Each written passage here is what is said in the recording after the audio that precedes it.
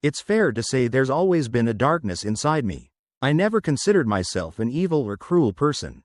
But I was always drawn towards the macabre and twisted. I suppose that's why I started my niche business, acting as a travel agent in the dark tourism industry. I'd been running this unique operation for nearly 2 years before I ran into serious financial difficulties. It actually started off pretty well. My client list was small but bookings were steady. And in the first year I organized and led tours to locations as diverse as the Chernobyl exclusion zone, the Catacombs under the streets of Paris, La Catedral in Colombia, former prison of Pablo Escobar, and sites of the Ngaben death rituals in Bali. Such destinations are creepy, macabre, and often dangerous, so it's fair to say my trips don't appeal to the average holidaymaker. And they certainly aren't suitable for families. Nevertheless, I was passionate about my business and wanted to open people's eyes to these dark corners of our world. And for a while I really thought I could make it work. But little by little, my customer base shrank and then all but disappeared. A few died of natural causes. Others moved on with their lives as priorities change. And the downturn in the economy made it almost impossible for me to attract new clients. By the time my story begins, the business was in dire straits. I spent day after day sitting in a cold office, the bills and debts piling up while the phone didn't ring and my inbox remained empty. Frankly, I was in a desperate situation. And I guess that's why they targeted me. I thought I knew darkness and could handle whatever the world threw at me. But the horrors I've witnessed since I signed that damn contract, they're beyond my worst nightmares. But all this was still ahead of me as I sat in front of my computer terminal on that slow Monday morning, half asleep until I was brought back to life by the door buzzer ringing. I almost jumped out of my skin as I was so surprised to receive an unannounced visitor to my place of business. I felt a surge of excitement running through me as I reached for my phone and activated the camera app. My heart rate only increased when I cast my eyes upon the mysterious visitor standing outside my door. I saw a young woman in her mid to late 20s, red-haired and stunning, with her voluptuous body shown off by the tight dark business suit she wore. I was instantly attracted to the young woman, and that's even before I saw her face. I guess she knew I was watching her, but she didn't seem to mind. The mysterious woman raised her head and looked up into the camera. It was then that I saw her expressive green eyes and sweet seductive smile set upon ruby red lips. My heart fluttered and I felt weak at the knees, pausing for a moment before I regained enough self-awareness to push the buzzer and open the door to let her inside. I felt my body tremble as I stood up from my chair in anticipation, listening to the ominous clicks as my visitor ascended the staircase in her high heels. And I took a deep breath as the door slowly opened, allowing me to witness the mystery woman in the flesh. She was much more beautiful in person than the digital images I'd seen only moments before, breathtaking and seemingly flawless.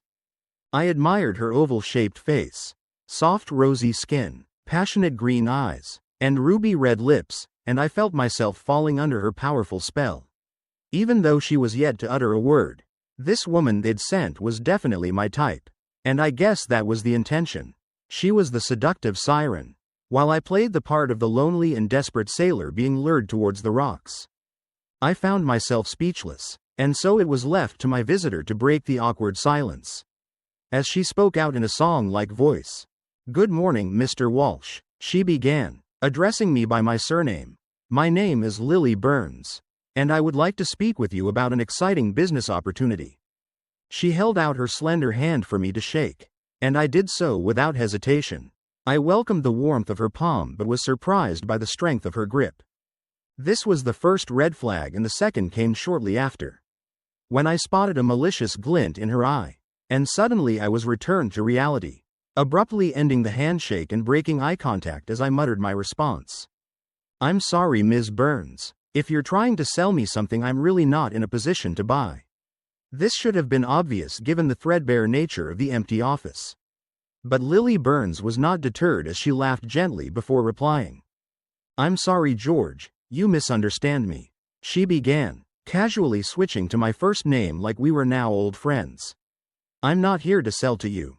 I'm here to offer you a business opportunity, a very lucrative one which will end your financial difficulties and put you back in healthy profit." I frowned as I looked to her smiling face. trying to see past my physical attraction and think rationally about the situation. How did she know I was in debt? I guess it wouldn't be that difficult to find this out. Any sales representative could do their research before making an unsolicited visit. But what was she offering? It sounded too good to be true, and so probably was. Still, I was intrigued and desperate, and so felt I should at least hear her out. I motioned to my desk and invited Lily to take a seat. I also offered her a cup of coffee, which she refused. However, I still felt uneasy as she continued to stare me down across the desk. And I realized I hadn't fully escaped her spell. I also knew I didn't have control over this situation, and I struggled to speak through trembling lips. "So, what can I do for you, Ms. Burns?" I inquired nervously. She smiled once again, nodding towards my desktop computer before speaking. "Check your inbox and your bank account," she instructed. I looked back at her in confusion, only to be met by a determined and confident stare. This was looking more and more like a scam, and yet I couldn't say no to her. I experienced an irresistible urge to switch on my computer and check my messages. There was a new email in my inbox from an unknown sender. The subject line was, "New leads." I opened it with only a second's hesitation and was astonished to find a lengthy list of potential new clients, with names, contact details, personal profiles, and vacation preferences all noted. My jaw dropped in shock as I quickly scanned through the email. But this was only the beginning. Next, I logged into my online business account and could hardly believe my eyes. My overdraft was all cleared. Scanning down the statement, I saw the full amount had been covered by a single bank transfer. Again from an unknown payee. And sure, I still had a lot of outstanding debts, overdue rent, and credit card bills. But this single transfer had already helped me greatly. But how was any of this possible? I turned back to Lily and saw her self-satisfied grin widen as she nodded her head. "This is only the beginning, George. The leads and payment are for free, a thank you just for meeting with me. But, if you sign a contract with my employer, your business will skyrocket, and you'll be rich and successful beyond your wildest dreams." I shook my head in astonishment, feeling like this was some kind of dream. Naturally, I was suspicious and feared a trap. There were many questions I could have asked in that moment, but I chose the most obvious. "What do you want from me?" I asked whilst frowning. Lily's smile didn't falter as she flicked her eyelashes and laughed softly. "Nothing's for free in this world, George," she proclaimed. "You know that, but what we want is a partnership. We've been watching you for a while now. You're good at what you do, George, but you lack business skills. Still, my employer sees your potential. He admires your passion for the craft and recognizes your unique ability in this niche field. We want you to run a series of high-end tours and excursions for a very exclusive client base, individuals who are prepared to pay a substantial price for the privilege of visiting these remarkable locations. Whether that price is paid in gold or blood." Lily's pitch certainly piqued my interest, but her final words caused me understandable concern. Gold or blood? What did she mean by that? I tried to retain my composure as I answered her. "It's an intriguing offer, Ms. Burns, but I'll need more details before I can make a decision." Lily's charismatic smile faded ever so slightly, a hardness entering her green eyes as she shook her head in the negative. "I'm afraid that's not possible, George," she replied firmly. "My employer is not a patient man, and he will require your answer straight away." With that, Lily deftly reached into her leather handbag and pulled out a ream of papers printed on yellow parchment. She placed the contract on the desk in front of me and set down an old-fashioned fountain pen beside it. I glanced down at the paper and could not understand the words written upon it. Apparently, the contract wasn't written in English or any other language I could recognize. This was obviously a big problem, and frankly, I didn't appreciate the hardball tactics. "You can't seriously expect me to sign this without reading it first?" I said, in what I hoped was a convincing tone of voice. But Lily didn't miss a beat as she leaned forward in her chair and met my eye. "Yes, you will," she said firmly. "You're going to sign, George, because you have no other choice. It's either this, or your business, your dream, it all goes up in smoke. And besides, think of all you've got to gain." It was at this point that something very unusual occurred. In an instant, my mind was flooded with a series of vivid images. visions of a possible future which seemed to have been planted into my subconscious. And what I saw was a booming business. My office filled with new customers. My debts were all paid off and we were making a healthy profit, allowing me to buy a plush new apartment and flashy car. I could see myself wearing a dapper suit, confident and wealthy. A man transformed. And the final vision was of me and Lily together, attending a business awards ceremony where I was honored. Lily looked gorgeous dressed in a sexy black cocktail dress and with her red hair up, and she was coming home with me for a night of passionate lovemaking. I can't explain how these images had invaded my conscious mind or why they had such an impact upon me. But, in that moment, I wanted more than anything to sign the contract and obtain all the wealth and happiness which would come with it. I barely had any control over my actions as I reached out for the fountain pen with a shaking hand. Despite the great urge I had to sign, something in the back of my mind told me this was wrong. Deep down I knew Lily was tricking me and I would regret my next actions. But I wasn't strong enough to break away from her dark spell. And so, I lifted the pen and scribbled my signature onto the thick parchment. Dropping the pen as soon as I was done, my hand was still shaking and the sweat was pouring down my brow. I felt a strange mix of emotions in that moment, relief that it was done, excitement over what had been promised, but also an impending sense of dread. I feared I'd just signed my life away. But this was only the half of it. Lily was surely satisfied by my submission, leaning back in her chair as the crocodile-like smile returned to her lips. "Well done, George. My employer is very pleased by your decision." She reached across the desk and picked up the signed contract, carefully placing it back in her handbag. I remained confused and anxious, still not understanding what I'd signed up to. "What happens now?" I asked through trembling lips. "On the job training," Lily answered confidently. "We need to get you out on location, George. Let you meet the team and our clients, teach you the lay of the land." I breathed a sigh of relief as this didn't sound too bad at all. "Okay, when do I start?" was my next question. Something changed in Lily in that moment, as she transformed in front of my very eyes. Up to this point I was still deluding myself, still believing on some level that she was an attractive corporate headhunter and nothing more. But then I saw her green eyes turn black and heard the foul cackle which came from her lips, as she spoke in a deep and inhuman voice. "No time like the present," she bellowed, before clicking her fingers and summoning an inexplicable dark magic. I felt a surge of hot air against the side of my face as my papers and stationery were blown off the desk. Turning in astonishment, I was shocked to witness the far wall of my office opening up, as what I can only describe as a vortex or portal inexplicably appeared in front of my eyes.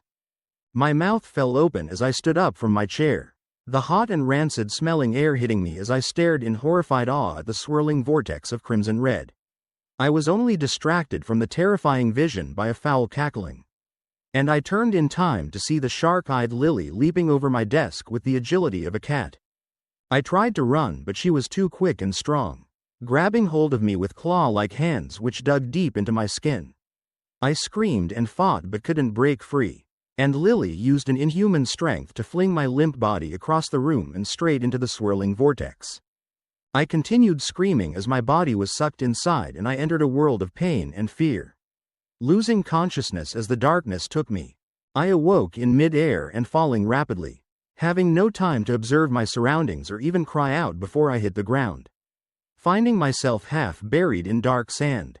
The wind was knocked out of me and it took a moment to recover and pull myself up. Miraculously, I had no broken bones or serious injuries. But when I surveyed my surroundings, I realized I was far from safe. Looking across the shoreline, I discovered I'd fallen upon a beach of black sand, near pristine and stretching for miles in both directions. The sky above me was a foul shade of crimson red, similar in color to the vortex I'd been flung through only moments before. Beyond the beach was a sea of murky green water, with powerful waves breaking along the shore. But most spectacular and frankly terrifying was the spiral-like mountain which dominated the horizon, a vast formation thousands of feet high and adorned with several substantial rocky ledges, at least 9 by my count. I believed I could see figures moving upon the lower ledges, but they were so far away it was difficult to be sure. I slowly walked across the black sands, struggling to breathe as the air was so thick. It was almost unbearably hot and a foul stench filled my nostrils. As far as I could tell, I was on an island, but this inhospitable isle was unlike any I'd ever visited before. And how had I got here? How was any of this possible? I tried not to succumb to blind panic as I stumbled across the beach, only to be disturbed by a shout from behind me. "Hey newbie, nice of you to drop by." I span around in time to see a trio of figures marching down the beach towards me, all having seemingly materialized out of thin air. As they came closer, I was astonished to see 3 middle-aged men dressed in finely tailored business suits, all smiling and showing off their pearly white teeth as they marched towards me. The trio of businessmen looked entirely out of place in this strange and frightening land. And yet they all seemed perfectly at home here. The man who'd called out to me stepped forward, shooting me a sly wink as he fixed his blonde hair with a comb. "Howdy, pal," he exclaimed amicably whilst holding out his manicured hand for me to shake. "I'm guessing you're George, the new tour guide?" I nodded my head in confirmation, unable to force words through my bone-dry lips. "I'm Bill and these are my associates, Sanjay and Hans." He nodded towards the 2 men following in his wake, a handsome South Asian man and his bearded European companion. I didn't feel at all comfortable with the situation but felt obligated to shake Bill's hand in an apparent show of friendship. "It's a hell of a rush first time you go through the portal, right?" he said. Bill's grin widened, but I remained dumbfounded. "Where the hell are we? And who are you guys?" I asked wearily. "We're business partners with your new employer," Bill answered enthusiastically. "The 3 of us work in finance and investments back topside. That's the day job, but our real passion is games of chance." "Gambling?" I asked incredulously. "Sure," answered one of Bill's companions, who I believed was called Sanjay. "We've played all the casinos in Atlantic City, Vegas and Macau, but nothing beats the experience here, in the Borderlands." He glanced up at the towering mountain in the island's center, its summit ascending to the red-tinged storm clouds high above. Sanjay seemed transfixed for that moment, and so it was left up to the 3rd man, Hans, to offer an explanation of sorts. "We call this location the Borderlands," he began, but many still refer to the island by its original name, Purgatorio. I felt my heart beating faster in my chest, my whole world spinning as I tried to make sense of this madness. "Purgatory?" I muttered in disbelief. "You can't be serious." "Oh, we're very serious, George," said Bill, as he took back control of the conversation. "You are no longer in the mortal realm, my friend. This island is the middle ground between heaven and hell, where the penitents are sent to serve their time and atone for their sins." He pointed up at the distant mountain ledges far above us, where we could just about make out many thousands of tiny figures milling around or sitting on the hard rock, all exposed to the unpleasant conditions of this hellscape. "Those dumb bastards," Bill said whilst shaking his head. "If only they'd had the good sense to make a deal with the man downstairs, like we did. But that's not our problem. We're here for the games, nothing more. Ah, here come our first contestants now." He pointed towards the steep rise leading up to the first ledge of the mighty spiral mountain. I looked up in shocked awe whilst watching dozens, maybe hundreds, of wretched figures approaching the cliff's edge, appearing like lemmings marching towards their doom. I continued to watch in shocked horror as they tumbled over the edge one by one, rolling or falling down the hill before crashing to the beach below. Some reached the sands relatively intact and were able to pull themselves up and continue to march with determination towards the shoreline. But others fell heavily, surely breaking bones and crippling their already weak bodies. But not one of these stricken people cried out in pain, and those who still could limped or crawled along the sands with a stubborn defiance. "Who are they?" I asked in bafflement. "And what are they doing?" "Penitents," Sanjay replied in a matter-of-fact tone, as he and the others kept a close eye on their progress. "Sinful souls serving out their time. Some of these guys have been here for centuries, maybe even thousands of years. That's long enough to drive most people crazy. They'd do anything to escape from the Borderlands, as you can see." I shook my head in disbelief, joining the strange trio as we observed the grim procession from afar. "They're heading for the sea," I said, following a sudden moment of revelation. "Of course they are," answered Hans. "This is an island after all. Where else is there to go?" I looked to the unorganized mob of wretched souls, emaciated and filthy men and women with hunger and desperation in their half-crazed eyes. Then I looked to the foreboding sea of murky green and the heavy waves breaking against the sands. All I could see on the horizon was an endless alien ocean, with no other land or means of escape visible in any direction. "They're not going to make it," I said solemnly. "You think?" Bill replied with a cruel laugh. I glared at the yuppie in disgust but saw no shame in his soulless blue eyes. He refused to meet my judgmental gaze, and it was left to Sanjay to explain. "I'm afraid these penitents are quite insane. They have no chance of escape but are prepared to break their bodies and throw themselves into the wake just to try. These are truly lost souls." "Sure, they're a bunch of losers," Bill stated dismissively, "but these sorry suckers are also our contestants. And without them, we would have no game." "Game?" I repeated incredulously, but the three men were no longer listening to me, as their focus was now entirely on the desperate penitents as they slowly approached the water. "Okay, enough talk," Bill declared impatiently. "It's time to place your bets. Who's your money on, boys?" A brief pause ensued, as both Hans and Sanjay appeared deep in thought. "The dirty blonde-haired woman on the far left," said Hans, as he pointed towards an emaciated and half-naked soul who was weaving her way through the sands.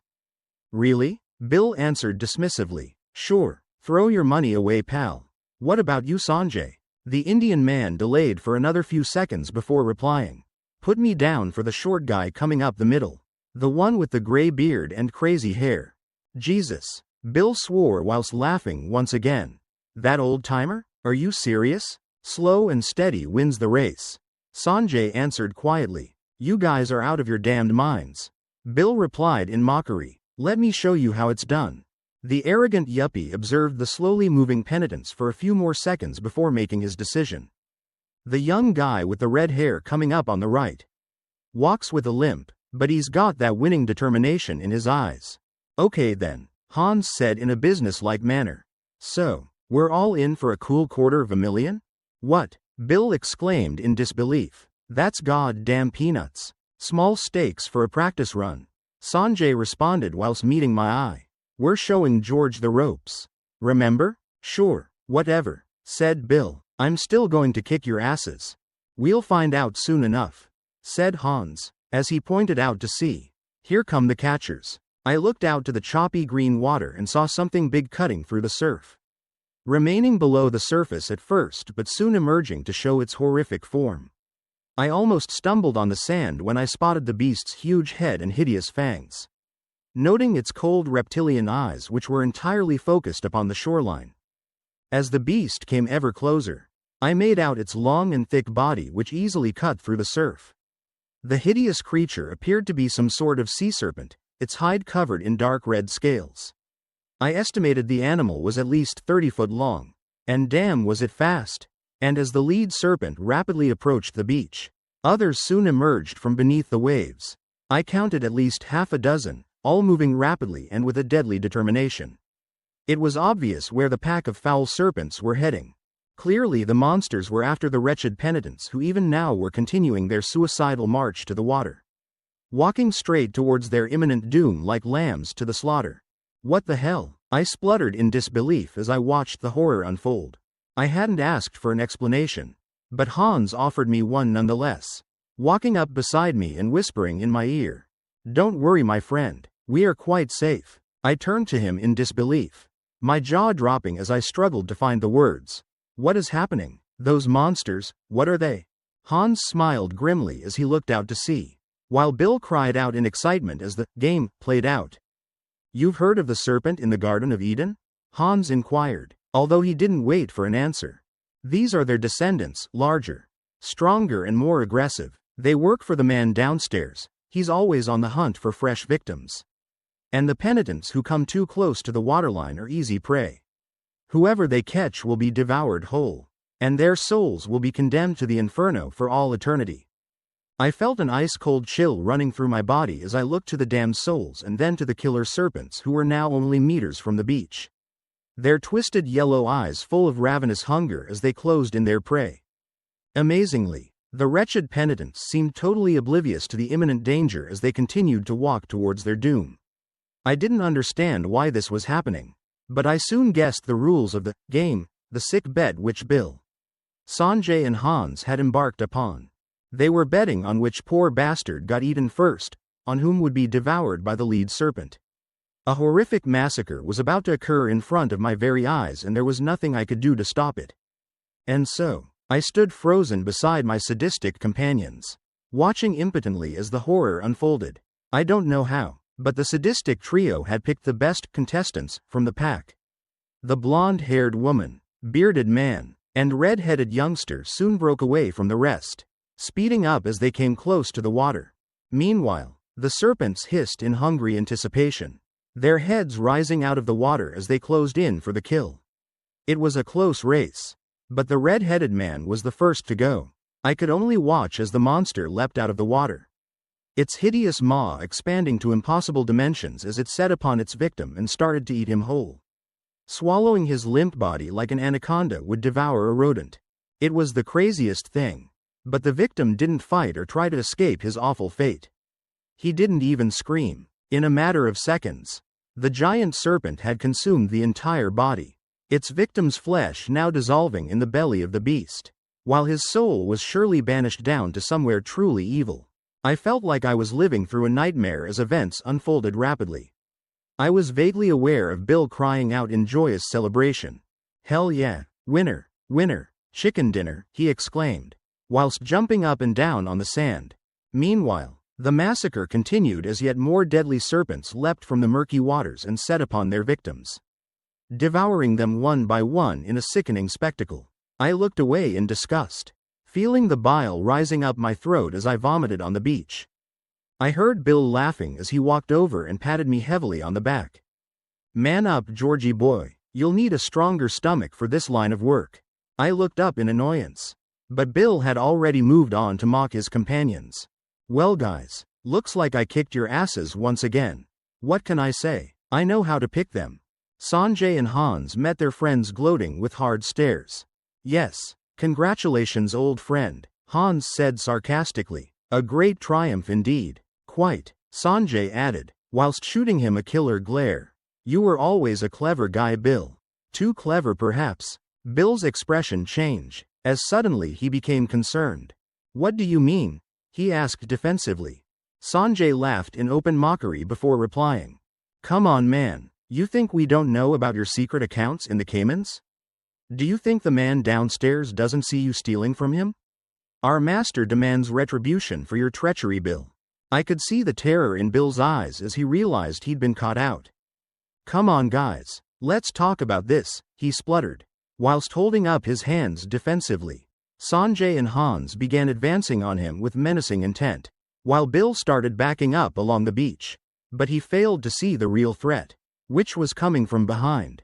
I spotted the one serpent which had broken from the pack and was slithering along the sands rapidly, heading straight for the unsuspecting Bill. I saw the attack coming and could have shouted a warning, and yet I chose not to. As it happened, Bill noticed the attack too late, turning and screaming in sheer terror as the serpent hissed and opened its giant maw. His death was horrific but mercilessly quick, as the hellish snake devoured its victim in one mighty gulp, digesting his entire body before lazily slithering back up the beach. I turned around to face Sanjay and Hans, noticing with some concern that they were now staring directly at me. I feared for my own safety but felt helpless, as there was nowhere for me to run. But the men surprised me by smiling in something close to an amicable fashion. "Tough first day, George," said Sanjay. "You did good, kid," Hans added, "but now it's time for you to go home." I felt a rush of hot wind against my back, turning to see a new vortex of swirling crimson red which had inexplicably appeared on the beach only yards away. I didn't like the prospect of traveling through the hideous portal, but I sure as hell didn't want to stay here. And so, I didn't look back as I sprinted across the sand and flung myself into the whirlpool, letting the darkness take me. I awoke in a familiar place, my head aching and vision blurred. I was back in my office, sitting on my own chair, but I was far from safe. Lily was there, of course, sitting across the desk and transformed back into her human form. But I no longer saw her beauty, only the ugliness and evil which lurked within her. Nevertheless, she smiled and winked at me before speaking in a soft voice. "Well done, George. The first one's always the hardest. It will get easier. Believe me." I shook my head in disgust, my heart filled with an angry defiance. "No," I said firmly, whilst meeting her steely gaze. "I won't do it again. I will not be a part of this evil." I expected Lily to go mental, as the angry demon inside her took control, but she remained surprisingly calm on the surface, her false smile not fading as she answered, "I'm afraid that's not possible, George. You've signed a binding contract, and the penalty clauses are quite severe. Here, let me show you." Once again, I lost control of my own mind as my soul was thrust into a place of Lily's choosing. But the place she sent me wasn't a good one. Instead, I was transported to a realm of pain and suffering. I found myself half naked and surrounded by ice, my whole body trembling due to the extremities. Everything hurt, including opening my eyes, but I did so nonetheless. And all I saw in every direction was an endless plain of empty ice, snow, and freezing cold winds, a lifeless hellscape without end. I could literally feel my skin and joints freezing as I forced myself up and struggled forward on bare feet, searching in vain for some respite or shelter. What I found instead was something horrific. As the snowstorm cleared, I witnessed 4 figures protruding from the ice, still living human bodies trapped in this bitterly cold hellscape. I had a terrible feeling as I slowly advanced towards the captured souls, my ears filled with their pained screams. And my worst fears came to fruition as I saw their terrified faces. And there was an instant recognition. Before me, their bodies encased in ice, were my older sister, my young niece, and my elderly parents. All were trapped up to their waists, desperately trying to dig themselves out, with no success. Their skins were blue and their eyes wide with absolute terror. My family were suffering and they begged for my help. But before I could do anything, Lily snapped her fingers and brought me back to reality. I shot up from my office chair, my brow covered in cold sweat as I demanded answers. "What the hell was that?" I cried. "That was a vision of the future," Lily replied smugly, with the twisted smile still on her lips. "Your nightmare will become the reality if you fail to fulfill the terms of your contract." My anger turned to icy terror as I realized what I'd done. Not only had I put my own soul at risk, but I'd also placed my loved ones in extreme danger. Lily and whatever evil entity she worked for, they had me over a barrel. If only I had shown strength and resisted Lily's charms and false promises. But alas, I signed that damned contract, and now I have no choice. I felt all my defiance melting away as I meekly submitted to Lily's demands, collapsing back into my chair as I uttered my words of submission. "Okay, what do you want me to do?" Lily's hateful smirk widened and her green eyes twinkled with malicious glee. She stood up and made for the door, offering me a few parting words as she went. "We'll be in touch soon with your next assignment. Good day, George." And with that, she left me alone in my office, her heels clicking on the stairs as she descended. So, this is how my nightmare began. I was seduced, tricked, and coerced into this cruel world of sadistic mortals and twisted demons. Yes, they screwed me over, but I've only got myself to blame, as I should have resisted temptation and smelled a rat. But what's done is done. I'll need to play their game and visit these hellscapes to keep my family safe. But I haven't given up all hope. There must be some way out of this cursed contract and some means of escaping Lily's ice-cold grasp. And so, I'll play along for the time being whilst pretending to be their loyal servant. But, with whatever resources I can muster, I'll try my damned best to destroy this evil system from within.